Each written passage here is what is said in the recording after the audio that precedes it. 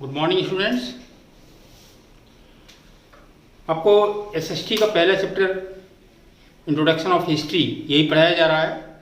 इसके पहले आपको बताया कि इतिहास क्या है, ऐतिहासिक लोग जिन्होंने इतिहास के विषय में सर्वेक्षण किया उसके विषय में, प्री हिस्टोरिकल और हिस्टोरिकल पीरियड्स के बारे में बताया गया, बीसी बिफोर क्राइस्ट एंड यानी बीसी और एडी के बारे में, और उसके समय का ज्ञान के बारे में बताया गया।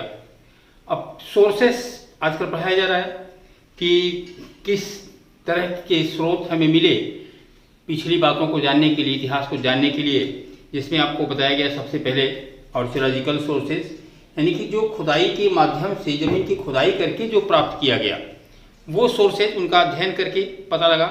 उसमें कुछ इंस्क्रिप्शंस भी थे, कुछ डिस्क्रिप्शंस मतलब कुछ लिपियाँ थीं जो अनकोडेड थीं, जिनको नहीं मालूम था क्या लिखा गया है, और जो उनकी उस समय की कलाकृतियाँ थीं, आर्ट फैक्ट से सिक्के थे, कॉइन्स और मॉन्यूमेंट्स से इमारतें उस समय कैसी बनती थीं। ये दो टाइप की बातें ये सभी आर्कियोलॉजिकल में थी ये। और दूसरा ये था हमारा सोर्स की लिटरेरी सोर्सेस, लिखित रूप में हमें उस समय से क्या क्या प्राप्त हुआ जिसकी वजह से हम अपने इतिहास के विषय में जान सकते हैं। उसमें था धार्मिक साहित्य, जैसे उपनिषद था, वेद था, रामायण था, महाभारत था, ये सब चीज़ों से। और इसके अलावा जो हमारा धर्मनिरपेक्ष जो साहित्य था, खेल कूद या नाटक जो लिखे गए, उससे हम अपने इतिहास के विषय में जानकारी प्राप्त करते हैं। आगे these remains help to throw light on the those period, ये सभी चीज़ें उन सब पे प्रकाश डालती हैं जो उस समय हुआ। The study of these activated items is called archaeology and the person who studies activated times is called archaeologist. हम उन्हीं को जो चीज़ें हमें खुदाई से प्राप्त होती थी, एक्सकेवेटेड से, वो हम आर्कियोलॉजी कहते हैं, और जो उनको जानकार थे जो उनके आर्कियोलॉजिस्ट कहते हैं। पहला था मॉन्यूमेंट्स के बारे में जाने, जो उस समय इमारतें कैसे बनती थीं।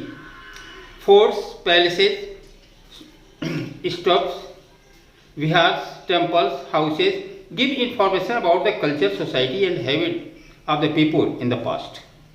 किला जो होते थे, राजमहल जो बनते थे, स्तूप जो बनते थे, विहार जो बनते थे, मंदिर बनते थे, घर बनते थे, ये सभी चीज़ें उस समय की सभ्यता के विषय में और उस समय के समाज के विषय में लोगों के हमें बताते हैं।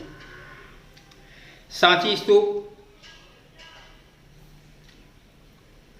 Built during the region of Ashoka. Ashoka the great जानते होंगे, ये मगध के राजा, उनके समय में ये स्तूप बनाया गया। ये दिखाता है that the art of architecture was well developed in the past. ये दिखाता है उस समय की भवन निर्माण की जो कला थी वो बहुत ही विकसित थी। In case of Indus civilisation, archaeology proved very much beneficial as writing has not been deciphered so far. और इसके अलावा खुदाई से भी हमें वो चीज़ें मिली और वो राइटिंग्स मिली जो अभी तक जो है उसके बारे में जानकारी उनको डिकोड नहीं किया जा सका। The study of weapons, tools, monuments etc help to study about the Indus civilisation.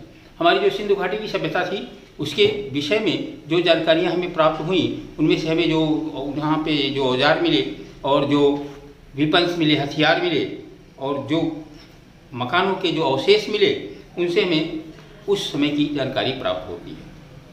Inscriptions जो मिले, लिपियाँ मिली।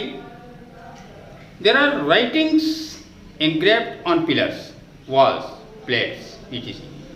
बहुत सारे राइटिंग्स जो मकान बनाए जाते थे, जो बिल्डिंग बनाई जाती थी, उनके ऊपर जो लिखा होता था खुदाई करके, इनग्रेव्ड था, पिलर्स पे जो खंभे थे उनके ऊपर कुछ इनग्रेव्ड किया गया था, लिखाई की गई थी दीवारों पर, वो उनका ये मिला था। The study of inscription is called epigraphy.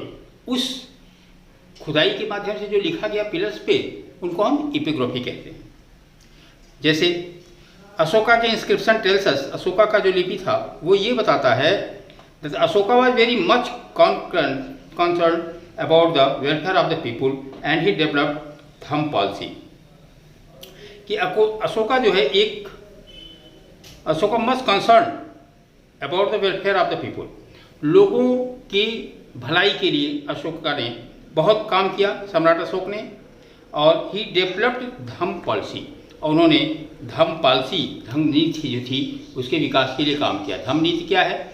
बौद्ध धर्म ने अपना धर्म चलाया था, उनकी जो लिपि थी वो धम्म लिपि, उसमें अपना कुछ लिखते थे, संस्कृत भाषा को छोड़ करके उसकी उन्होंने वरीयता दी थी। न्यूमिस्मेटिक्स क्या होता है? जो सिक्के को ऊपर अध्ययन किया जाता है, उस समय कुछ सिक्के भी चलते थे, सिक्कों के अध्ययन को हम न्यूमिस्टिक्स कहते हैं।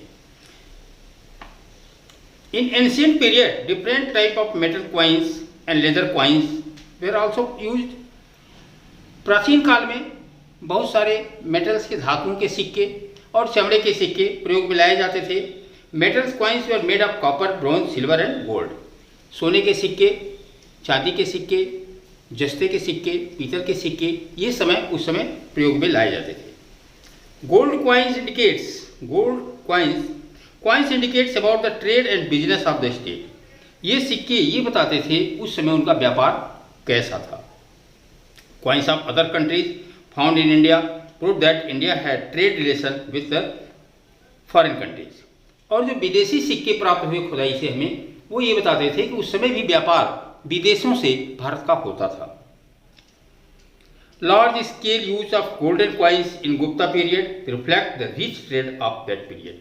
और समुद्रगुप्त के समय में उस समय जो सोने के सिक्के पाए गए, ये बताता है कि कितना हमारा समृद्ध व्यापार उस समय था। लिटरेरी सोर्सेस, लिखित जो संसाधन मिले, written record on the palm leaves or barks called the manuscript। जो पत्तों पर जो उस समय लिखे गए, उन पे लिखा हुआ जो है, हम मैन्युस्क्रिप्ट्स उनको बोलते हैं। The books were hand written and were written in Sanskrit. जो किताबें लिखी गई उस समय, या तो वो संस्कृत में लिखी गई या पाली भाषा में लिखी गई। पाली भाषा भी जैन धर्म वालों ने ही संस्कृत का विरोध करके चलाया था, पाली में लिखी गई, अथवा तमिल लैंग्वेज में लिखी गई, जो तमिलनाडु में बोला जाता है। Religious literature is related with different religions. जो धार्मिक साहित्य था उससे संबंधित अलग अलग धर्म की किताबें लिखी गई। 4 Veda throw light on the Hindu religion.